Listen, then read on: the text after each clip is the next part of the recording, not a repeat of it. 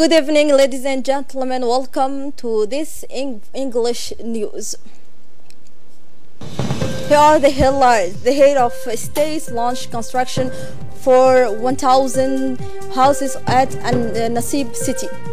On international scene, the tragedy of migrant continues off the coast of Libya.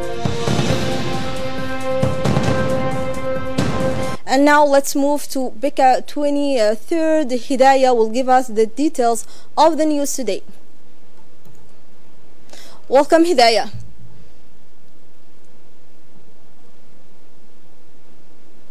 K23, the site where tomorrow the head of state, His Excellency Ismail Mergele, will inaugurate Djibouti's international free trade zone. And before telling you about this free trade zone, let me talk about and tell you about the event that took place this morning. The Republic has laid the foundation of 1,000 housing units at Nasib city. More with Awa Abdi.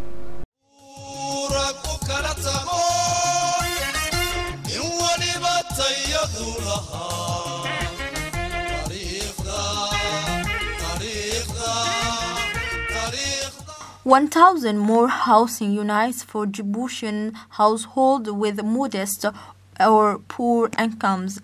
This major project is financed by the Chinese company China Merchant Group, Chinese chain expert in the constructions of major infrastructure. The ceremony began with the arrival of the head of state, Mr. Ismail Mergele, who was greeted by the Prime Minister, the Minister of Housing, and the Minister Delegate for Housing and the officials of the company China Merchant Group, as well as by a huge crowd gathered to welcome him.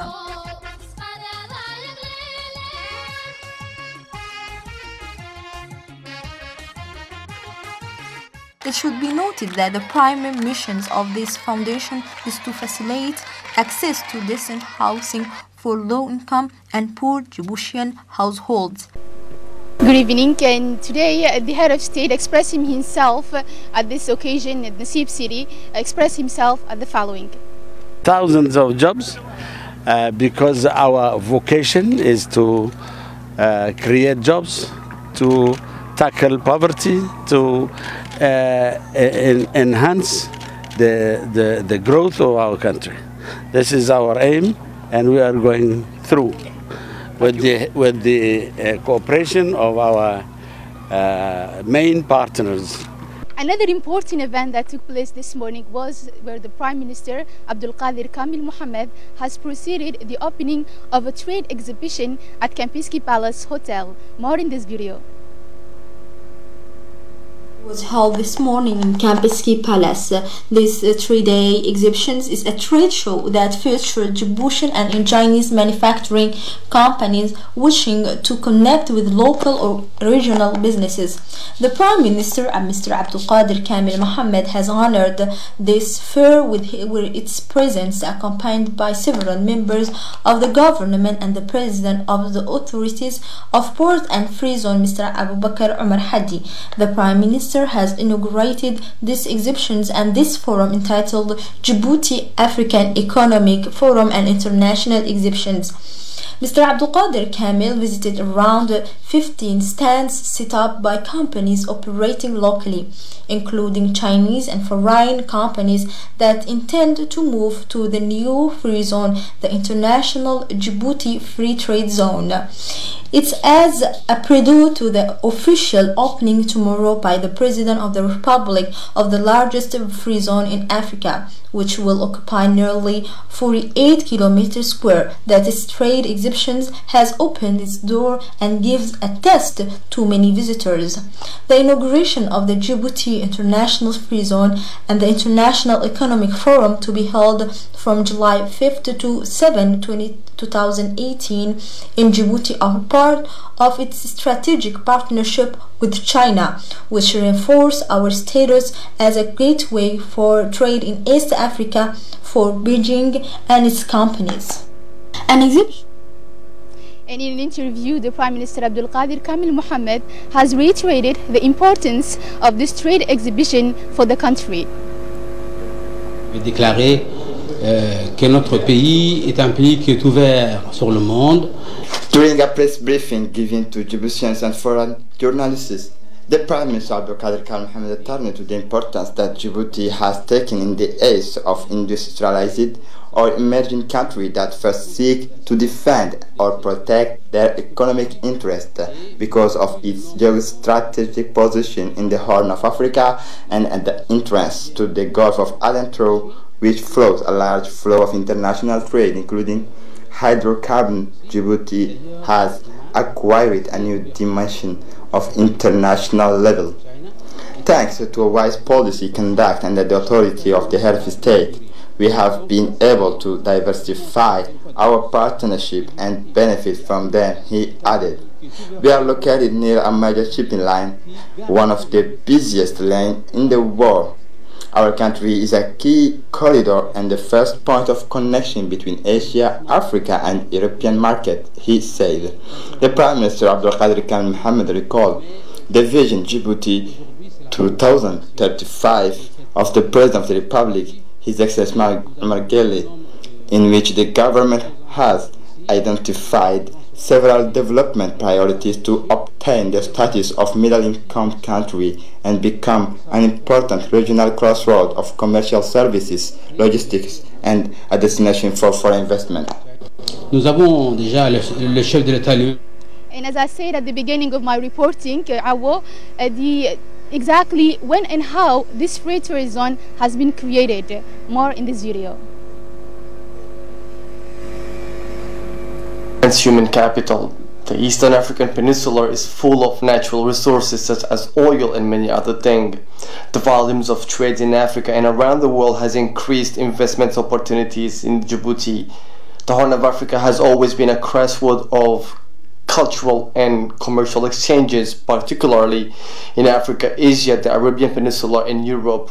Trade with Arab countries has been intensified in the 17th century with the emergence of Islam, and this will be the very genesis of the future of the Djiboutian Free Trade Zone at the beginning of the 20th century. The location of Djibouti on one of the busiest shipping routes in the world positioned the country as a gateway to Ethiopia and major other regional markets with an excellent maritime, air and rail, but also land infrastructure, a strong regulatory framework and a US dollar currency. The countries offer an excellent location for any type of business. Upon the arrival of the President of the Republic to the country's highest office in 1999, the expansion and inaugurations of the Djibouti Free Trade Zone in 2004 marks the beginning of a new turning point in the history of the country. As the international logistic hub for the COMESA common market, the Middle East and the United States, the Djibouti Free Zones is now crucial to facilitate international trade and support Djibouti's economic growth, as well as the entire East African economy. The Djibouti Free Zones, managed by the Djibouti Port and Free Zones Authority, was created to attract manufacturing companies, financial services and other businesses. Since its construction, the famous Djibouti Free Zones has boosted commercial and maritime traffic. The port and the free zones are at the origin of a significant number of job creation. Today, the government is working intensively to strengthen other important sectors such as tourism and finance to create more jobs, and is actively seeking investment in these areas. The Horn of Africa has an immense Exactly 37 countries and 600 companies will be installed in this free trade zone. What is her role in her activities as well? We will discover in this reportage. The Republic of Djibouti will officially inaugurate the pilot zone of the Djibouti International Free Trade Zone by the President of the Republic, His Excellency Ismail Omar Guelleh. The constructions of this free trade zone is covering 4.8 hectares, built with 3.5 billion US dollars. The international free trade zone will serve the logistic industry, including transportation, bonded warehousing, distributions. The commercial industry will include bulk goods transactions, merchandise exhibition, retail sales of goods and services, duty-free goods, processing and manufacturing, including packing, production, which will be in the Merjog, light processing of materials and food processing. This free trade zone will also support businesses including financial services, information services, accommodation and offices, but also training centers. Djibouti is located at the junction of the three rifts of East Africa. The Gulf of Aden and the Red Sea Rift will play a crucial role connecting the import and export, representing a connection and a major gateway internationally. The new international free trade zone will be one of the largest free trade zones in Africa. It will allow for an investor to benefit from a special statute to appeal company around the world, reason of which is brought to extend. The next phases will be home to other industries such as the car assembly industry and the domestic electrical industries. Behind the exhibitions of the International Free Trade Zone, which will be done tomorrow by the head of state, it is a profound change of the economy that takes shape in the background. The Republic of Djibouti will officially inaugurate the pilot zone of the Djibouti International Free Trade Zone by the President of the Republic, His Excellency Ismail Omar Guelleh. The constructions of this free trade zone is covering 4.8 hectares, built with 3.5 billion US dollars. The international free trade zone will serve the logistic industry, including transportation, bonded warehousing, distributions. The commercial industry will include bulk goods transactions, merchandise exhibition, retail sales of goods and services, duty-free goods, processing and manufacturing, including packing, production, which will be in the Merjog, light processing of materials and food processing. This free trade zone will also support businesses including financial services, information services, accommodation and offices, but also training centers. Djibouti is located at the junction of the three rifts of East Africa. The Gulf of Aden and the Red Sea Rift will play a crucial role connecting the import and export, representing a connection and a major gateway internationally. The new international free trade zone will be one of the largest free trade zones in one of the premises. We are here at the premises of the this new free trade zone, where we can see this beautiful premises well rehabilitated with new equipments. As you can see, this free trade zone will be an important asset for the country, and tonight, this evening, we have invited a guest who's going to tell us more about this free trade zone. Hello, Mr. Aden Musa. What you can tell us about this free trade zone? First of all, introduce yourself. Thank you very much for having me here. It's a pleasure first to be here live from one of the biggest free trade zones in Africa. This free trade zone is a very important, like you have mentioned, facility. It has 48.2 square kilometers of size, and then this tomorrow we're going to open the first phase of that 48.2, and that's 2.4 square kilometers. And this is meant to be mainly logistics center, trading facility also, and business supporting activities will also be conducted here. And where are the most important activities that you can mention? Well, like I mentioned, there are 4 major activities that will be conducted here. Activities I will call rather labor-intensive activities. Those are trading, raw materials that are imported from overseas will be transformed either into semi-finished product and then we export it, or we'll bring it semi-finished product and finish it here. No matter what, there will be what we call processing and value-added products that will be exported, and this is the concept of Made in Djibouti we are promoting, rather than having products and then consuming it or re-exporting it without adding value. This free trade zone will enable us to add value to those products we are importing. Thank you. And as you are a youth who works here and knows about this free trade zone, what do you want to tell about the public, and what would you expect about this free trade zone? Well, you know, this is a really game changer. People should have to understand a little bit about the history, because that's what made this this place you see today, the success of this place, and the driving forces that brought us 2 years ago from a place where we have considered a kind of desert land into one of the most advanced and one of the biggest free trade zones in Africa, is something that Djiboutians should be proud of. It's a journey. It has never been easy, and the future also is something very, very important. But what we can say is we have a very, very bright future. This place gonna transform Djibouti into a really kind of African continental trading hub facility. That is what the purpose of this facility is all about. And this is going to create job-wise more than 10,000 jobs at first phase, and more than 350 jobs when it is completed, when the entire 48.2 hectares will be completed. And then economic-wise, it will have tremendous impact on our economy, and especially on the GDP. It will have also, it will create into our own country what we call a hinterland. Normally a hinterland is another country behind your country, but we are going to create our hinterland within our borders. And this zone is going to have a lot of importers and a lot of exporters, and that creates value for our different port facilities and systems.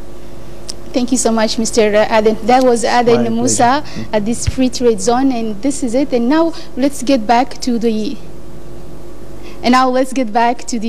studio with Awa Abdu, who's going to continue with the national news. Thank you. Who was in PICA 23, where the president will inaugurate tomorrow the international free zone of Djibouti. The two first guests of the inauguration of the international free zone has arrived. It's about Sudanese President Omar Hassan Ahmed al-Bashir. He has arrived early this evening at the airport to participate the inauguration of international free zone of Djibouti. This event will held in PICA 23. Tomorrow many guests will take part to this event, and the president of Djibouti, Mr. Ismail Omar Guelleh, will inaugurate tomorrow. He was greeted by the first Prime Minister, Mr. Abdul Qadir Kamil Mohammed, and the Minister of Foreigner. The two responsible discuss about the relationship between the two countries and the ways and means to strengthen the two relationship. The president of Sudan were greeted by the Prime Minister, Mr. Abdul Qadir Kamil Mohammed. They also discuss about the opportunities that the new international free zone of Djibouti give to a local and the whole region. Sudanese president appreciate the effort of the government and the development that Djibouti achieved through this mega project.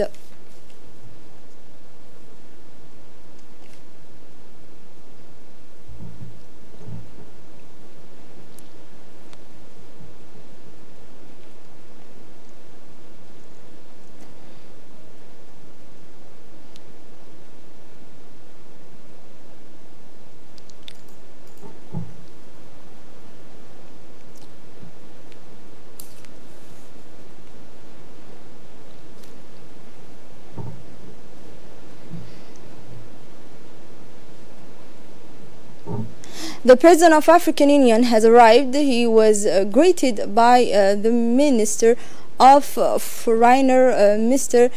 Mahmoud Ali Yusuf. He is the guest of the event that will inaugurate the free zone of international of Djibouti tomorrow. That will held in PICA 23.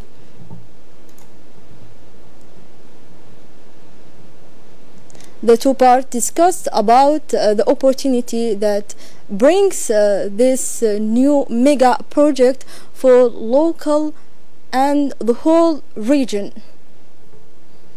The first transport boat docked today at the port of Tajura, sign that the activities of the new port of Tajura had started. Many officials were present when the first boat arrived at the port of Tajura. In the long term, the port of Tajura will include the port of Djibouti, and some of the goods bound Ethiopian will transit through this port. The Secretary General of Transport, Said Noor, the chairman of the Council of Tajura and the director of the port of Tajura, and many Tajurians were present at the arrival of the first boat Tajura in the port.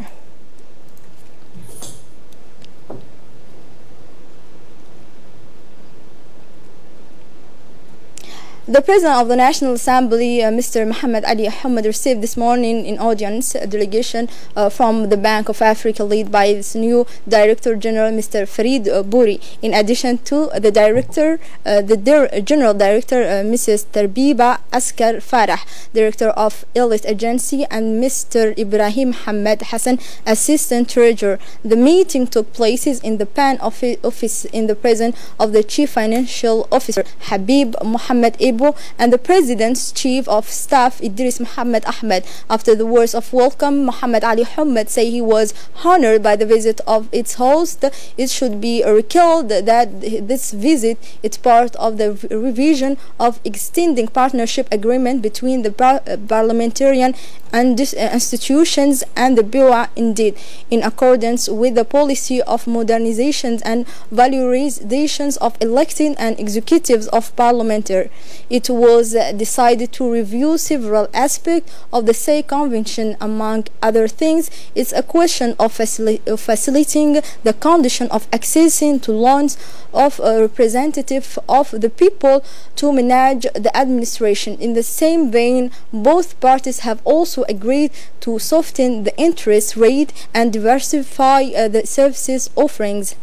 The Minister of the Presidency in charge of investment, Mr. Ali Gelle Abu Bakr, received this morning a delegation from Somaliland led by the Minister of Investment, Mr. Mohammed Ahmed. The meeting was attended by the Minister of Agriculture as well as the Secretary General of the Minister of Investment, Mr. Abdi Ilmi, and the General Director of the National Agency for the Promotions of Investment, Mr. Mahdi Darar. The two ministers noted the excellent commercial and economic fraternity relation between the two parties.